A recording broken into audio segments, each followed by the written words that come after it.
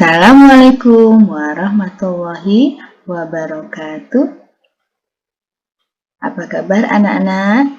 Semoga anak-anak di rumah dalam keadaan sehat walafiat ya. Alhamdulillah, hari ini kita berjumpa kembali dalam pelajaran IPA kelas 6 ya bersama Bu Guru.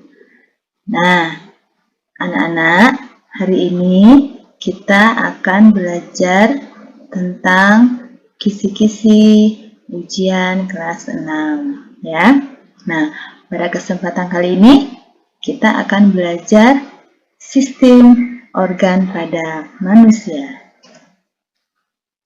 Nah, untuk materi hari ini kita fokus ke fungsi organ manusia ya.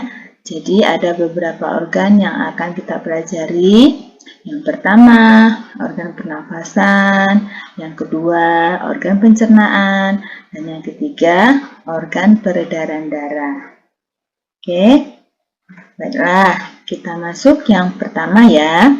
Fungsi bagian tertentu organ pernafasan manusia. Anak-anak, silakan diambil modulnya ya, modul IPA. Nah, lalu dibuka halaman 36. Kita akan belajar bersama hari ini. Oke? Ya, bagus. Yang sudah membuka, diperhatikan baik-baik ya. Yang pertama, sistem pernafasan ya. Sistem pernafasan nanti akan kita pelajari fungsi utama dari pertama adalah hidung ya. Yang kedua, tenggorokan, dan yang ketiga alveolus ya, alveolus yang terdapat di paru-paru. Oke. Nah, coba kita perhatikan, bisa dilihat di modulnya ya. Nah, nomor 1 hidung. Nah, fungsi hidung pada sistem pernafasan yang pertama adalah menyaring udara yang masuk. Nah, menyaring udara yang masuk adalah fungsi dari rambut hidung ya. Nah, yang kedua, menyesuaikan suhu dan kelembaban udara. Nah, jadi fungsi hidung salah satunya adalah menyesuaikan suhu dan kelembaban udara. Itu fungsi dari apa? Ada yang tahu? Ya, betul. Fungsi dari lendir. Nah, di dalam hidung juga ada lendirnya anak-anak. Nah, fungsinya itu ya, menyesuaikan suhu dan kelembaban udara. Oke. Jadi, kalau yang ditunjuk gambar hidung, maka fungsinya ada 2 ya. Bisa menyaring udara. Nah, kalau tidak ada menyaring udara, dicarilah menyesuaikan suhu dan kelembaban udara. Ya, seperti itu ya. Kalau soal pilihan ganda. Oke. Yuk, nomor 2. Nomor 2 adalah tenggorokan atau trakea ya. Nah, fungsi utamanya adalah menyaring kotoran yang masih lolos dari hidung. Ya, jadi di hidung kan sudah disaring ya. Kemudian masih ada kotoran. Nah, di tenggorokan akan disaring kembali. Jadi fungsi utamanya menyaring kotoran ya. Yang ketiga, alveolus. Nah, alveolus ada di paru-paru ya anak-anak ya. Gambar alveolus itu seperti ini. Nah, ini yang bulat-bulat ini ya. Nah, nanti kalau digambar di soal itu ada bulat-bulat seperti ini ya. Nah, apa fungsi dari alveolus? Yaitu tempat pertukaran oksigen dan karbon dioksida ya. Atau O2 dengan CO2. Nah, untuk soal sistem pernafasan, nanti juga akan ada anak-anak soal seperti ini, yaitu tentang percobaan pernafasan. Nah, ya diperhatikan gambarnya.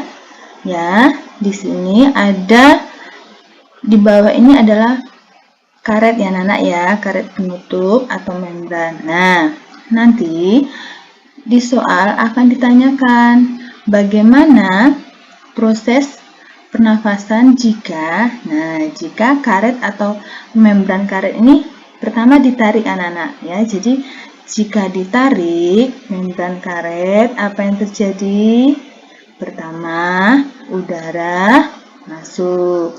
Yang kedua, balon akan mengembang, ya. Nah, berikutnya, jika membran karet dilepas. Nah, jadi kalau dilepas, itu apa yang terjadi? Nah, yang pertama, udara akan keluar, kemudian balon akan mengempis. Begitu ya, anak-anak ya, dipahami untuk soal model pernafasan seperti ini. Oke, sudah paham ya? Baiklah, kita masuk ke fungsi organ yang kedua. Apa tadi? Ya, betul. Organ pencernaan pada manusia ada di halaman 37. Nah, coba dibuka. Ya, nanti anak-anak bisa mempelajari, diperhatikan gambarnya, akan guru terangkan. Nah, ya. Perhatikan. Organ pencernaan dimulai dari pertama adalah mulut. Nah, ya. Nah, di mulut itu ada yang namanya enzim petialin atau enzim amilase. Ya. Nah, apa saja fungsi dari mulut? Nah, jadi kalau yang ditunjuk mulut, maka fungsinya ada dua. Yang pertama adalah fungsi secara mekanik. Nah, secara mekanik adalah mencerna makanan menggunakan gigi. Nah, jadi di mulut kan ada gigi, anak-anak. Gigi itu ada alat. Nah, diingat ya, kata kuncinya alat. Kalau alat, maka fungsinya sebagai sistem pencernaan secara mekanik, betul. Nah, yang kedua yaitu mencerna makanan secara kimia, ya. Jadi di mulut ada enzim. Nah, enzim inilah yang berfungsi mencerna makanan secara kimia. Nah, enzim apa? Yaitu enzim petialin. Anak-anak mungkin sudah tidak asing ya dengan enzim petialin, mungkin bahasanya yang berbeda. Jadi nama lain dari enzim petialin itu kalau sehari-hari anak-anak bisa merasakan itu adalah sebenarnya adalah air liur. Nah, di mulut kan ada air liur, ya kan? Nah, nanti fungsi dari air liur itu adalah mencerna makanan secara kimia. Prosesnya bagaimana? Prosesnya adalah merubah zat tepung menjadi gula. Ya, coba diperhatikan di modulnya ada ya. Fungsi dari mulut ada dua. Nah, sekarang kita lanjut yang kedua, yaitu setelah mulut apa? Ini kerongkongan ya. Kerongkongan di sini adalah tempat saluran makanan menuju ke lambung anak-anak. Nah, makanan dari mulut nanti akan didorong ke lambung. Nah, didorong dengan bantuan gerakan apa? Yaitu gerakan peristaltik. Nah, jadi di kerongkongan ini ada gerakan peristaltik yang mendorong makanan ke lambung. Oke.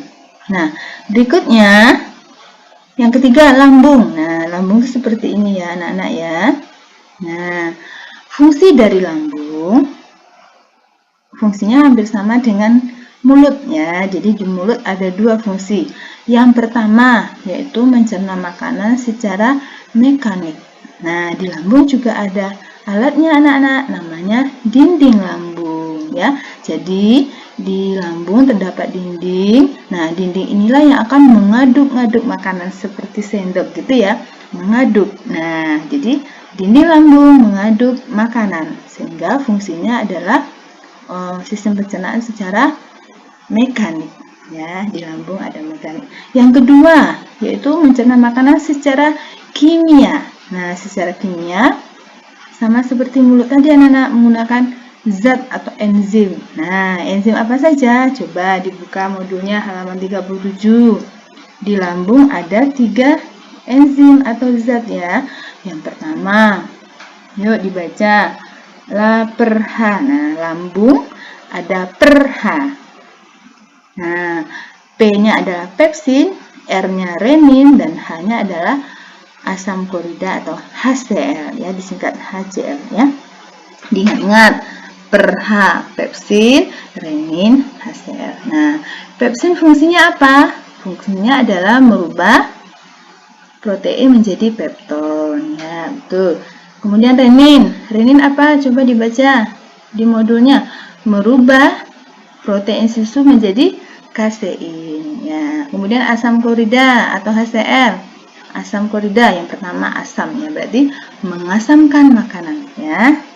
Nah, yang kedua, fungsi asam klorida ada dua ya anak-anak ya. Yang kedua adalah ya membunuh kuman-kuman yang masuk melalui makanan. Ya, diperhatikan ya 3 enzim ini nanti fungsinya apa. Jadi kalau yang ditunjuk lambung, anak-anak harus ingat fungsi dari masing-masing ini. Jadi yang ditanyakan nanti bukan enzimnya anak-anak, tapi lebih banyak fungsinya. Jadi kalau ditunjuk lambung, anak-anak ingat, oh lambung, tadi ada pepsin ya, berarti merubah protein menjadi pepton ya. Gitu. Dan selanjutnya yang berikutnya, di sini ada pankreas ya anak-anak ya. Jadi di atas usus, di sini ada pankreas. Nah, di pankreas ya, di antara usus dan lambung ini ada pankreas. Fungsinya juga ada 3 ya. Fungsinya ada 3 sesuai enzimnya. Jadi fungsinya adalah yang pertama, di pankreas ada enzim amilase. Amilase fungsinya hampir sama dengan yang tadi, yang di mulut ya. Nah, yaitu amilase berfungsi merubah tepung menjadi gula. Tuh. Ya. Kemudian lipase ya. Lipase merubah lemak menjadi asam lemak. Kemudian yang ketiga tripsin. Nah, tripsin hampir sama dengan pepsin ya, yaitu merubah protein menjadi asam amino ya. Jadi tripsin merubah protein menjadi asam amino. Itu ya anak-anak ya, fungsi dari enzim yang terdapat di pankreas. Nah, untuk lebih memahami, nanti anak-anak bisa mempelajari di modul dan sambil mengerjakan soal, nanti lama-kelamaan nanti bisa hafal ya, fungsi dari masing-masing enzim ya. Letaknya dipahami dulu anak-anak. Kalau di sini pankreas, berarti enzimnya yang 3 ini. Kemudian yang di lambung enzimnya yang 3 ini ya. Nah, selanjutnya urutan sistem pencernaan adalah usus. Apa ini? Ini usus besar, ini usus kecil ya. Usus kecil atau usus halus. Nah, usus halus fungsinya adalah menyerap sari-sari makanan ya. Kemudian usus besar fungsinya adalah ini menyerap sisa-sisa makanan dan menyerap air dan mineral ya. Jadi menyerap air dan mineral. Oke. Nah, selanjutnya ini gambar-gambar dari mulut, kerongkongan dan lambung ya. Ini usus halus, usus besar, dan anusnya. Terakhir anus. Anus itu adalah ya tempat saluran pencernaan yang terakhir. Nah, anak-anak, kita masuk sistem peredaran darah manusia ya. Nah, anak-anak silakan dibuka modulnya ya. Modul halaman 38. Oke? Nah, coba diperhatikan bagan sistem peredaran darah ya. Nah, kita akan mempelajari sistem peredaran darah pada manusia ya. Sistem peredaran darah ada 2. Yang pertama, bisa dilihat di modul ya. Sistem peredaran darah besar ya. Peredaran darah besar dimulai dari mana? Ya, dimulai dari nomor 7. Oke, diingat ya anak-anak ya. Sistem peredaran darah besar dimulai dari nomor 7. Ya, nomor 7 apa? Nomor 7 bagian jantungnya adalah bilik kiri. Oke. Nah, dari 7 nanti darah akan dipompa ke 9. Oke, dari 7 darah akan dipompa ke 9. Lalu masuk ke jantung lagi ke nomor 6. Oke? Begitu ya anak-anak ya. Sistem peredaran darah besar itu dimulai dari mana? Dari jantung. Nah, kalau di soal, sistem peredaran darah besar itu dimulai dari dari sini anak-anak. Ini nomor berapa? Nomor 7. Ya. Kemudian yang kedua, sistem peredaran darah kecil. Nah, kalau darah kecil dimulai dari 8. Ya, dari 8, kemudian dipompa ke 10. 10 adalah paru-paru ya. Jadi bagian yang ada di atas jantung. Nah, di sini nomor 10 itu adalah paru-paru anak-anak. Jadi, sistem peredaran darah kecil itu dimulai dari 8, lalu darah dipompa ke 10. Nah, darah apa yang dipompa? Darah kotor ya. Di sini warnanya gelap, darah kotor. Lalu dari paru-paru akan keluar. Nah, keluarnya dalam bentuk darah bersih. Ya, dari darah bersih masuk ke 5. Jadi diterima oleh 5 ya. Nah, jadi fungsi dari nomor 5 adalah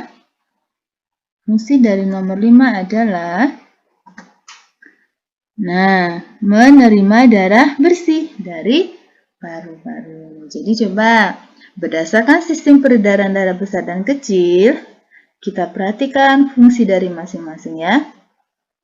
Sekarang fungsi dari nomor 7. Ya, bisa dipahami anak-anak, fungsi dari nomor 7 apa? Yaitu memompa darah apa? Darah bersih ya, ke seluruh tubuh. Jadi fungsi dari nomor 7 memompa darah bersih ke seluruh tubuh ya, karena dari 7 nanti perginya ke 9. Nah, itu sistem peredaran darah apa tadi? Peredaran darah besar, betul, bagus ya. Nah, kemudian fungsi dari nomor 5. Ya, diingat-ingat nomor 5 tadi darahnya berasal dari 10. Ya, berarti fungsi dari 5 adalah menerima darah bersih dari paru-paru. Ya. Kemudian nomor 8. Fungsi dari nomor 8 adalah, nah, dari nomor 8 nanti akan ke paru-paru tadi ya, peredaran darah kecil. Berarti fungsi dari 8 adalah memompa darah kotor ke paru-paru. Ya, memompa darah kotor ke paru-paru. Jadi yang masuk ke paru-paru adalah darah kotor. Berasal dari 8 anak-anak. Jadi fungsi 8 memompa atau menyalurkan darah kotor ke paru-paru. Ya. Sekarang coba fungsi dari nomor 6. Nomor 6 fungsinya, ya diingat 6 tadi berasalnya dari tubuh anak-anak. Nah ya, dari tubuh, yang dikeluarkan dari tubuh kan adalah darah kotor ya. Nah, jadi diterima oleh 6. Berarti fungsi 6 adalah menerima darah kotor dari tubuh. Ya, betul, menerima darah kotor dari tubuh ya. Begitu ya anak-anak ya. Nah, sekarang diperhatikan. Setelah memahami sistem peredaran darah besar dan kecil, anak-anak juga harus memahami sistem peredaran darah yang mengandung oksigen atau mengandung darah bersih. Nah, jika ada pertanyaan, urutan peredaran darah yang kaya oksigen atau darah bersih, berarti urutannya yang bersih itu keluar dari paru-paru anak-anak, yang keluar dari nomor 10. Berarti urutan sistem peredaran darah yang kaya oksigen itu dicari yang keluar dari paru-paru ya, dari 10, 2, 5 ya. Kemudian sistem peredaran darah yang kaya karbon dioksida atau kaya darah kotor. Nah, kalau darah kotor yang diingat kata kuncinya adalah keluar dari tubuh. Nah, yang keluar dari tubuh adalah darah kotor anak-anak. Berarti urutannya 9, 4, 6, lalu ke 8 ya. Ya, kata kuncinya itu urutan peredaran darah yang kaya oksigen atau kaya darah bersih, yaitu yang keluar dari paru-paru. Dicari paru-paru adalah nomor 10 anak-anak, di atas jantung ya posisinya. Nah, kalau sistem peredaran darah yang kaya karbon dioksida atau darah kotor, itu yang keluar dari tubuh. Nah, tubuh nomor 9, yaitu yang di bawah jantung. Di sini jantung ya anak-anak ya. di sini tubuh. Jadi yang keluar dari tubuh nanti urutannya bisa 9, 4, 6, 8 ya. Oke. Nah, nanti kalau tidak ada 9 berarti 4. Ya, yang keluar berarti 4, 6, 8. Nanti 8 perginya ke 10 lagi. Oke. Coba diperhatikan soal berikut ya. Nah, gambar yang ditunjuk, ingat yang di pojok bawah kanan. Nah, ini adalah yang nomor berapa tadi? Ya, jadi bagian-bagian jantung ada 4. Nah, 1, 2, 3, 4. Nah, ini adalah bilik kiri. Oke, nomor berapa ya? Nah, posisinya di sini anak-anak yang nomor 7 ini. Ya, nomor 7 berarti 7 perginya ke tubuh. Berarti fungsi dari ini adalah memompa darah ke tubuh. Nah, coba memompa darah ke seluruh tubuh ada nggak? Oh, ada. Jadi jawabannya adalah D. Betul ya, memompa darah ke seluruh tubuh. Oke, lanjut. Ada soal lagi diperhatikan gambarnya ya. Pertanyaannya adalah urutan peredaran darah kecil. Nah, darah kecil tadi dimulai dari 3. Ya, pojok sini ya. Pojok kiri dari nomor 3. Lalu ke 3 perginya ke paru-paru ya anak-anak ya. 3 pergi ke paru-paru. Jadi jangan loncat-loncat ya. Dari 3 pergi ke paru-paru melewati 5, 6, 7, 1 ya. Berarti jawabannya oh 3. Berarti A ya. Ya, bisa dipahami. Berikutnya ada lagi contoh soal, perhatikan gambar fungsi nomor 2. Nah, kalau udah ditunjuk nomor 2, anak-anak udah langsung ingat. Nomor 2 itu perginya ke tubuh. Nah, berarti 2. Lalu ke 8 ya anak-anak ya. Lalu ke 9 ke tubuh. Berarti memompa darah ke tubuh. Darah apa? Darah bersih. Memompa darah bersih ke tubuh. Ya, berarti A. Oke. Berikut contoh soal fungsi gambar B. Nah, gambar B adalah menerima darah bersih. Ya, menerima darah bersih. Ya, jadi B ini asalnya dari paru-paru ya anak-anak ya. Jadi di atas B ini ada paru-paru. Nah, ya. Jadi menerima darah bersih berarti A ya. Nah, lalu anak-anak ada beberapa hal yang bisa kita lakukan ya untuk memelihara organ tubuh kita. Nah, ya supaya tetap sehat ya, seperti di zaman pandemi sekarang ini. Anak-anak ada beberapa yang bisa kita lakukan. Contohnya memelihara organ paru-paru ya. Paru-paru tadi organ apa? Ya, betul, organ peredaran darah, pernafasan. Nah, ya.